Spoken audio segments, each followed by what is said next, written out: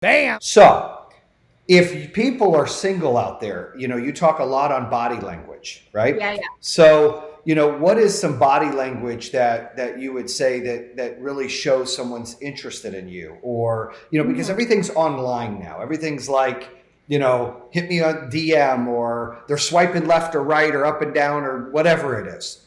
How can somebody feel like somebody likes it? What kind of body language do you got to look for in person Yeah, I to mean, in feel like you're person, desired? it's easier because you can lean forward. You could, like, I do this in person all the time. If I'm talking to somebody, I'll touch them on their arm, or you have to touch somebody. You have to get up, and if you like them. Women are afraid to do this because they think, oh, he's gonna want sex. But if you like somebody, you have to let them know. On my first date with my husband, we were sat. It was this big round table when I came in, and I was like, we're too far apart. Like, I knew the date wasn't going to be great if we're sitting at this round table for some reason, and he's on one end and I'm on the other. So I said, we're too far apart. Let's sit closer together. So we sat, and we were literally like shoulder to shoulder the whole entire date, and that's my style, but it also works, right? So he actually kissed me in the booth. He didn't wait till the end of the day, which I liked. But why did he do that? Because he felt that I was into him, because my knees were touching his and my shoulder, and I wasn't inviting him for sex. I was just being open, about, hey, I like you. So when you're in person, it's a lot easier. Find a way for your shoulders or your knees, or get closer to them, look at them in the eye, smile. When you're on Zoom,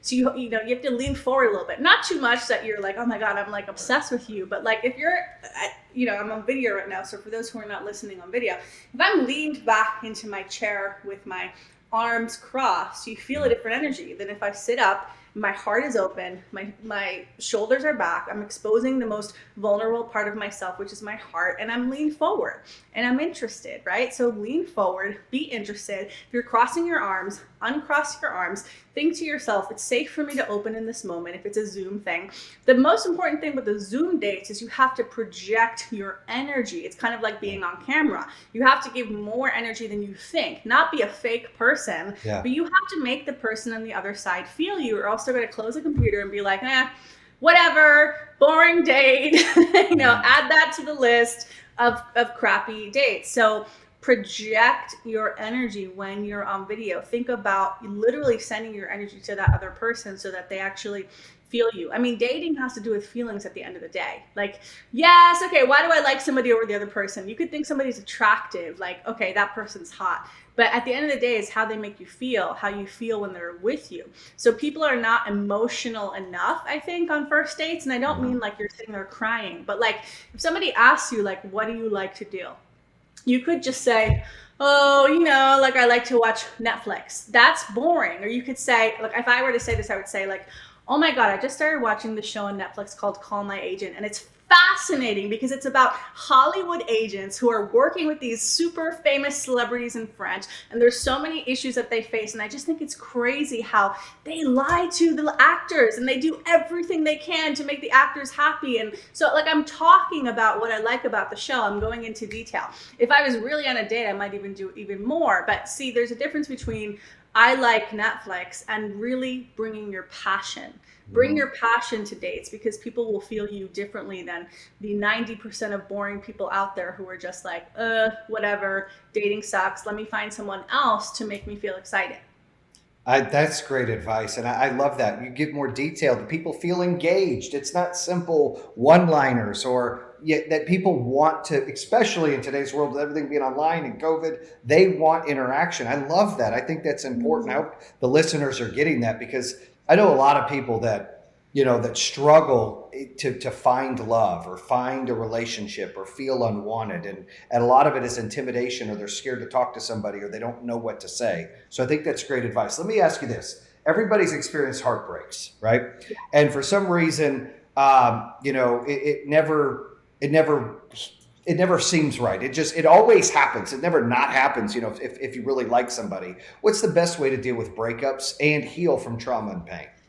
Okay, so number one, if you're going through a breakup, is you have to actually feel the pain. Like you have to open. When I was going through a breakup with an emotionally abusive narcissist, while I was a love coach, I had already helped people find love, and now I'm going through my own breakup. It was very embarrassing, and I had to learn a lot during that time. But I remember sitting and having this conversation with myself, and I said to myself, Nicole, no matter what, you do not get to close. Why did I say that to myself? Because I had done so many calls with women who were in their 50s or late 40s, and they were bitter and shut down, and somebody hurt them in their 20s, and they hadn't found love that whole time. So I'm sitting there and I'm like, Nicole, you cannot be this. I know this hurts like the most pain you've ever felt in your entire life, but you have to open and you have to feel it all. It is a choice to say, this pain is here and I'm going to feel it. I'm not going to block it by, numbing out or dating somebody else or eating. So step one is you have to allow the pain. Now, you're not wallowing in the pain.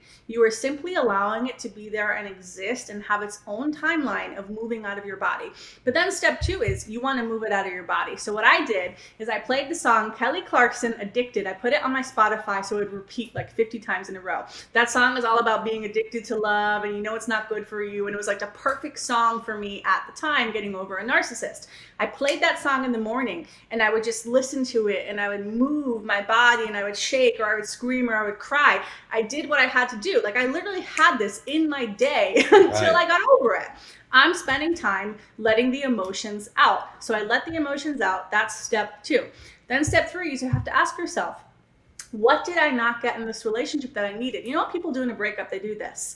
They go, this hurts. Being single hurts. Not being with this person hurts. I don't like this pain. I'm going to remember the good times I had with that person. Oh, that felt better than this. Mm-hmm. So let me go back to them, or let me obsess about them. Even thinking about your ex can almost feel a little bit better because you feel like you're getting some connection than the negative feelings on the inside. So it takes a lot of focus to say, I understand my situation is temporary. I'm not going to jump back to them or obsessing about them as a way to make me feel better. Like you got to stay in this present moment and know it's not going to feel this way forever. But you have to get yourself emotionally detached from that person. So you need to do a negative stack. What are all the ways it disappointed me? What are all the things I didn't like about them? Right. What are all the things they didn't give me? Think about every single freaking time they did something to you and stack it. Like you should be crying. You should be upset. You should be averse, really, to wanting to be with that person. So then once you're there,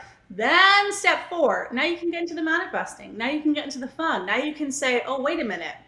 I can have the good things from my ex, that's good, but I can also have the other things that I didn't have. I can have that in one person, and you start to get excited. But you have to have a vision and have faith, because if you get out there, what's going to happen likely is that you're going to meet some crappy people or some people that are not what you want, and you have to hold the vision and know what you're going towards. Some people have a breakup and they meet somebody right away and it's fantastic and they're like, ah ha ha ha ha, this is so much better.